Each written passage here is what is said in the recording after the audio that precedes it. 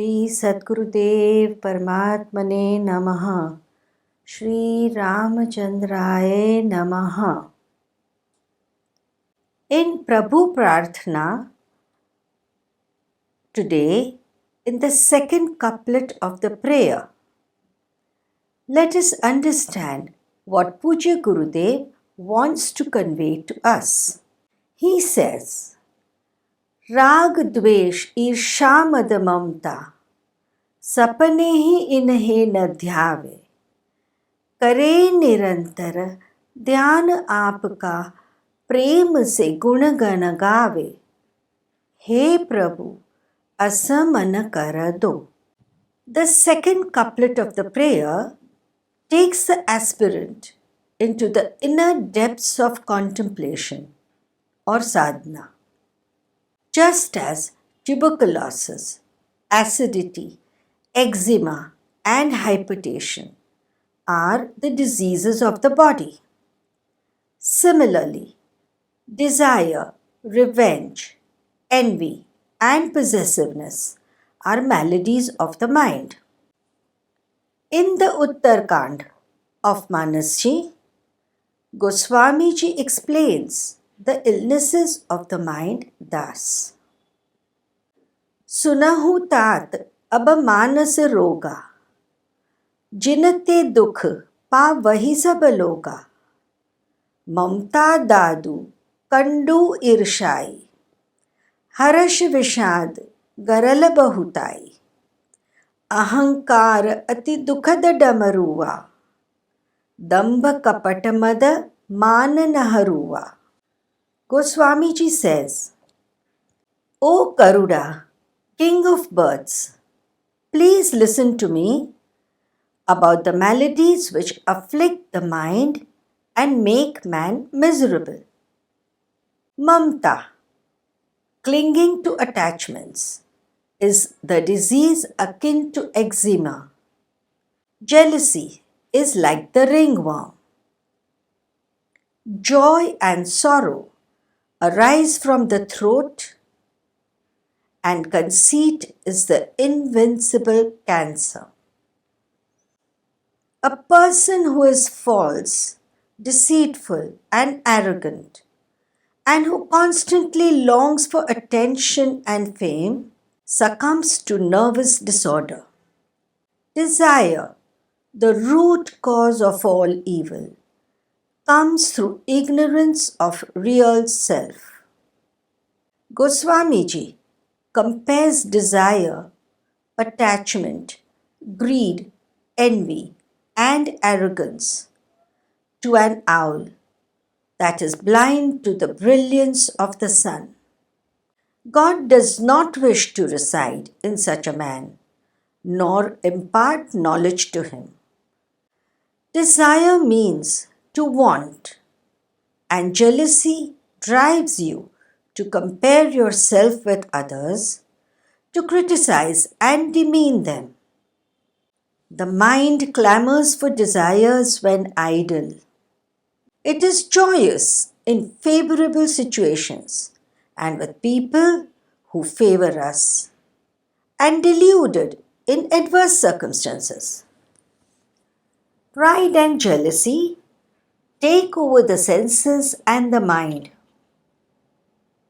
The miserable mind succumbs to negative emotions of anger, rebellion, and heartlessness, takes wrong decisions to commit undesirable actions. Shri Gurudev in Bal Goshti says, Ko jarata bin aag? He answers, Jinahiye utkat rag. Gurudev says, Who burns without fire? The one who is a slave to overpowering desires.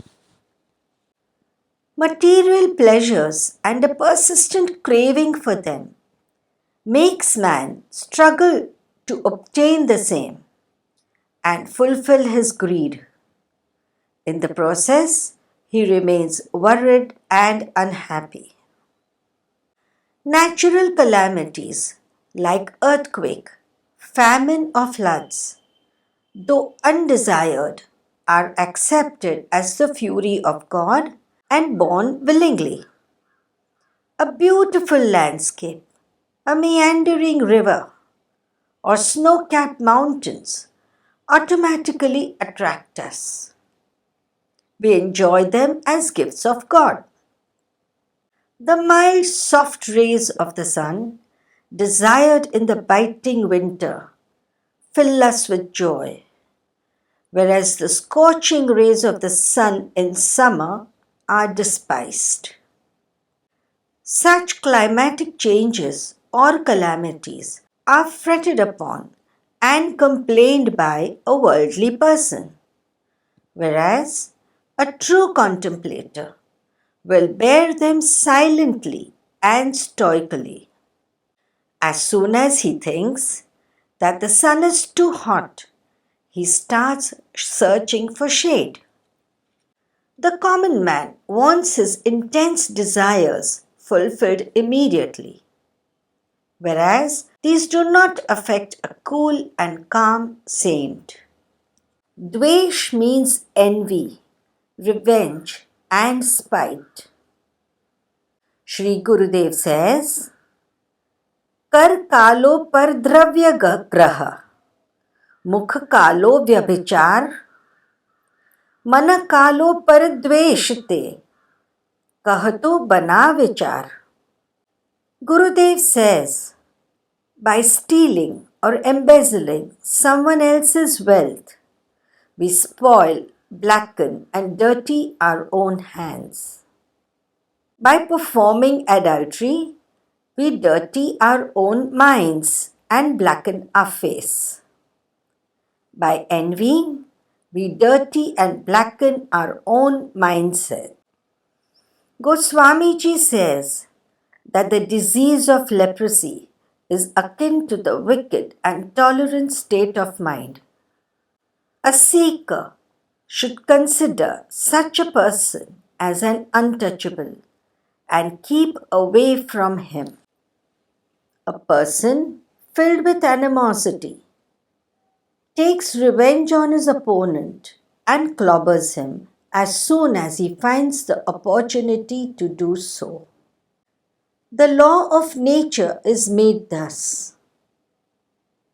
What we give, we get. What we sow, we reap. If we approach others with a smiling face and a positive attitude and with love, we are bound to get the same affection in return. Dvesh means envy.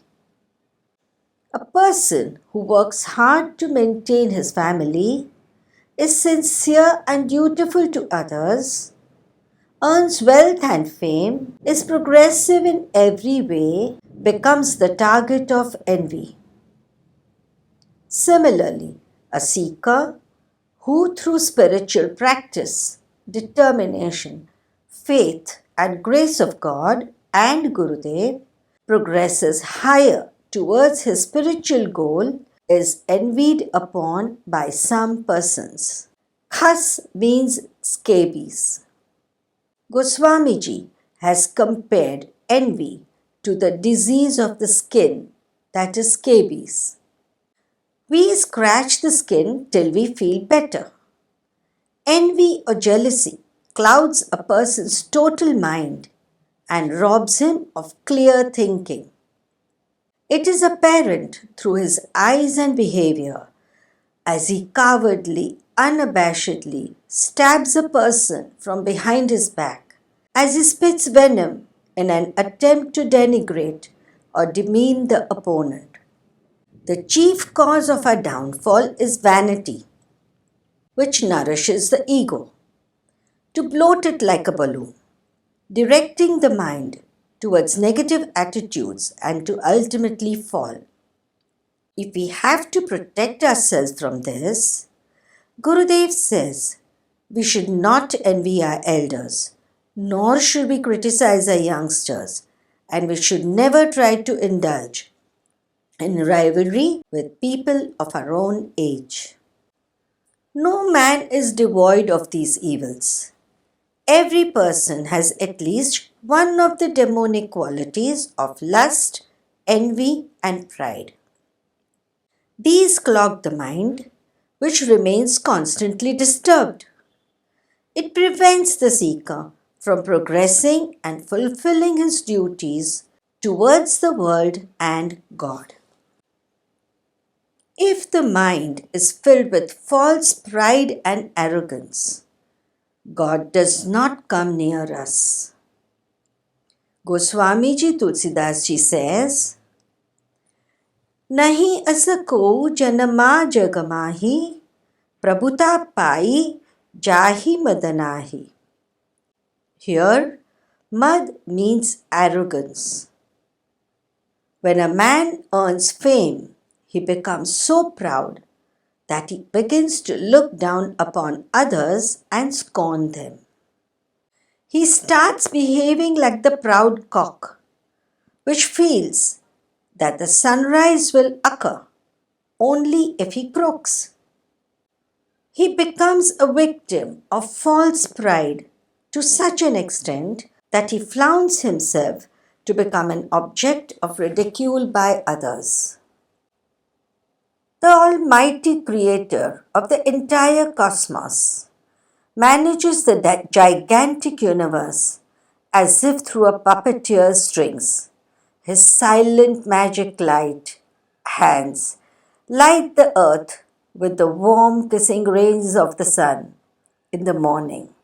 At night, he comforts us with the cool moonlight and sprinkles the dark sky with stars for us to admire and enjoy. The All-Giver, through his own example, teaches us not to be proud. A man who is proud of his wealth, status, beauty and knowledge amply portrays it through his vain behavior and arrogance. A person with such vanity takes the help of deceit to portray himself differently and conceals his true nature. He becomes a hypocrite of the highest order. Goswamiji says, ego and false pride are akin to maladies of the nerves. This malady clutches our nerves like the tentacles of the octopus, driving us to the point of epilepsy, making us unconscious to our surroundings, unable to discern or decide, crippling our senses and mind, questioning our very own being. Ravan, with 20 eyes, was blinded by ego and power, which led to his downfall and defeat. Mamta means clinging attachment. We become possessive towards our loved ones or things we own. Me and mine, I and mine make us suffer, make us selfish and self-centered. This disease is a skin disease, dadar or ringworm. The gentle sweet scratch on our skin soothes us. If scratched excessively, it inflicts pain and burning on us. Similarly, moderate attachment to things and loved ones gives us happiness, whereas excessive possessiveness makes us obstinate and rigid, encircles our whole being like the ringworm, stifling us in our self-created emotions. It is always wise to be full of good emotions, but one should not be an emotional fool. There are 4 types of people in the world. 1. Mine is mine, yours is also mine. A person with such demonic thoughts and base intellect will usurp others' rights and wealth. Kumati. 2. Yours is yours, mine is mine. A person with such simplicity of mind and attitude will easily lead himself towards dharma. He is said to be a good human being endowed with a clear conscience. Third, yours is yours, but mine is also yours. Such a trait will ennoble the aspirant from the seat of dharma to the platform of a sadhu or a saint. In Bhagavad Gita, Lord Krishna describes it as the Buddhi Yoga, meaning the highest use of intelligence. Fourth, nothing belongs to you and nothing belongs to me. Everything belongs to the Almighty. This angelic trait gives man the status of a true devotee, aspirant, and contemplator. It elevates him towards spiritual realization, to become a jnani, the self-knower, or prajna, the wise. Just as the ringworm affects only certain parts of the skin, we cling to specific people, objects, and places. Desire for name, fame, wealth, possessions, and children, together with attachment and unfulfillment of the same, is the root cause of all lament and turmoil in us. Shri Gurudev says further, शरीर मरता है पर ममता नहीं मरती. मृत्यु के बाद भी वह जीवात्मा के साथ जाती है और जन्म का कारण बनती है. Gurudev says, attachments and desires do not die with the body. They are carried as baggage with the soul and return as a package with it during rebirth. Only by total and unconditional surrender to the Almighty can we rid ourselves of clinging attachments, desires, pride, and ego. Shri Gurudev has said, अहम मिश्रित व्यापार ही हमारे पास राग द्वेष कराता है. वस्तु स्थिति एक ही है, केवल नाम अलग अलग है. एक ही मनुष्य मास्टर भी कहलाता है और मैजिस्ट्रेट भी कहलाता है. घर में बच्चों को पढ़ाने जाए तब मास्टर, और कोर्ट में जाकर न्यायमूर्ति की कुर्सी पर बैठकर जजमेंट दे तब मैजिस्ट्रेट. उसी प्रकार जब संकल्प विकल्प करता है तब मन, जब संलग्न होता है, चिंतन करता है तब चित्त, जब चिंतन के बाद निष्कर्ष निकलता है, निश्चय करता है तब बुद्धि, और परिणाम निकलने पर जो वृत्ति उदय होती है वह अहंकार कहलाती है. प्रत्येक दशा का नाम उसकी क्रिया के अनुकूल रखा गया है. चारों दशा को एक करके शास्त्रों ने नाम दिया है अंतःकरण. करण यानी खींचना. जो इंद्रियों को खींचने वाला या इंद्रियों से व्यापार कराने वाला है उसे अंतःकरण कहा जाता है. इंद्रियों के दो विभाग हैं, एक शुभ, दूसरा अशुभ. शब्द, स्पर्श, रस, गंधादि को पहले यही काम दो कि वह शुभ करे. कान सत्संग सुने, आंख प्रभु की सुंदरता को देखे आदि. धीरे धीरे संकल्प भी अच्छे ही उठेंगे और हमारा मन अपने आप शुद्ध होता जाएगा. हमें मन को मोड़ना है, वृत्तियों को पलटना है. Shri Gurudev explains thus, The ego, which accompanies our actions, is the root cause of jealousy and anger in us, which gives the mind its dual nature. Just as a person who is a teacher can also be a magistrate. At home, he is a teacher to his children, whereas in court, he passes judgment and is called a magistrate. When the intellect is in a dilemma, it is called mind. But when it is well coordinated, it is purified chit, that is super intellect. When final decision is taken after cogitation, that is deep thinking, it is buddhi, that is intellect in action.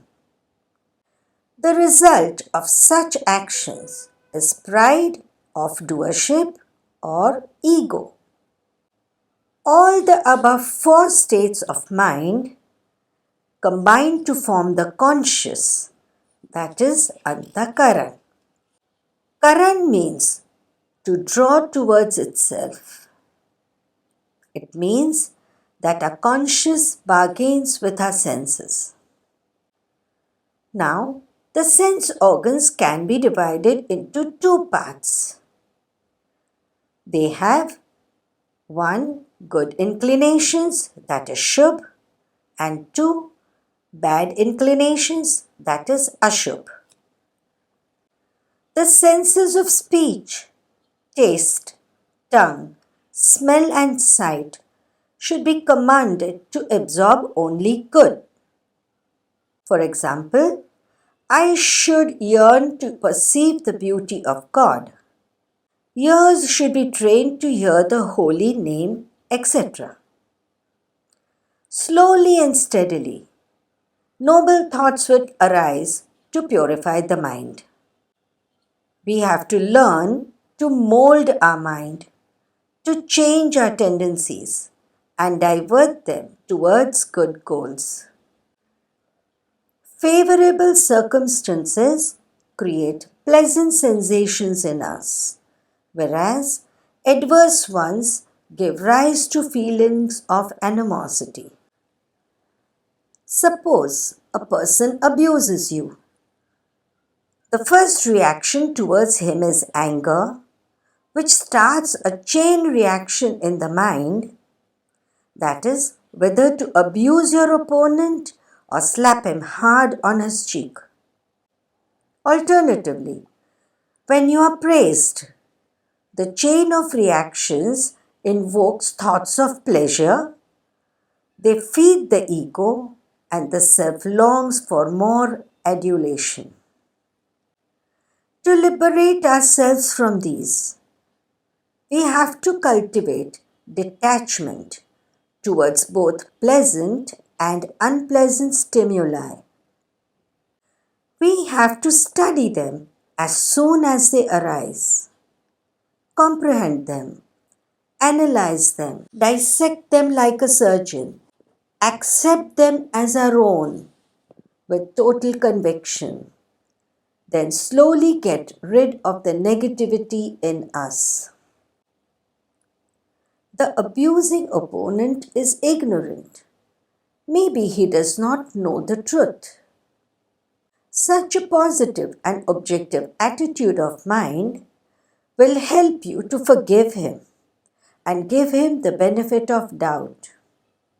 Secondly, if you really have done something wrong to deserve the abuse, the positive mind will help you to understand and accept your faults and prove the opponent right. Forgiveness and repentance hold the key to a stable and lasting relationship.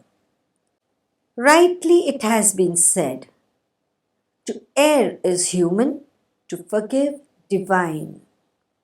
Just as a gardener takes good care of the roots of a tree to make it tall, strong and healthy, so that it bears flowers and fruits, we have to identify our positive and negative reactions and consciously learn to condition them towards good goals. Through meditation, we can learn to align our thoughts, to connect them to the God within us, to drive away Satan, the devil. Again, the intellect intervenes and tries to steer the mind to a chaotic state and to cloud it with maladies. At such times, let the mind wander aimlessly, then slowly cajole it to revert towards meditation or dhyan. You will surely experience a peaceful state of mind, a task never before achieved. There are 3 types of people in the world. 1. The tamoguni. The tendencies of total envy and lust of an ignorant worldly person are like a line carved on a stone with a hammer. These need many rebirths to be wiped out, as they are residues of wrong actions of millions of past births. The second is the rajoguni. The same tendencies of desire and jealousy of a passionate aspirant or devotee are like a line drawn on sand. A strong breeze will erase it immediately. Meditation and pious company will quickly bring him to his senses and condition him to concentrate on his spiritual goal. The third is the sattva-guni. In contrast to the above 2, a man of inborn piety experiences these evil tendencies like a line drawn on water, and these maladies wither away instantaneously, leaving him spiritually pure and unaffected. Again, the types of food we eat make up our mind and attitude. Simple and sanctified foods contribute to good thoughts, actions, and reactions. They are sattvic. If we practice the principles of sadhana shown to us by Gurudev, we will surely be able to cleanse the dirty mind. Manasji says, Janiye tab mana biruj gusai, jab urbala birag adhikai. When the mind renounces or expels the wickedness within, it feels rejuvenated with an immense willpower, which in turn keeps the mind nourished and healthy, devoid of disease, miseries, and anxieties. Medical science has proved that a sick mind makes the body also sick. It actually makes it prone to various diseases. Sri Gurudev has been a psychiatrist in the literal sense. Under his guidance and obeisance to him, a true aspirant will find himself free from all bondage of body and diseases of the mind. If a grain of wheat is roasted on fire, it can never sprout again. Now, the aspirant understands the malignant effects of vice, envy, and lust. He pleads to the Lord not to let him invade his mind even in his dreams. He pleads to the Lord not to let them invade his mind even in his dreams. We end the first line of this couplet here. We shall go to the next line of this couplet later. Sadgurudev ki jai.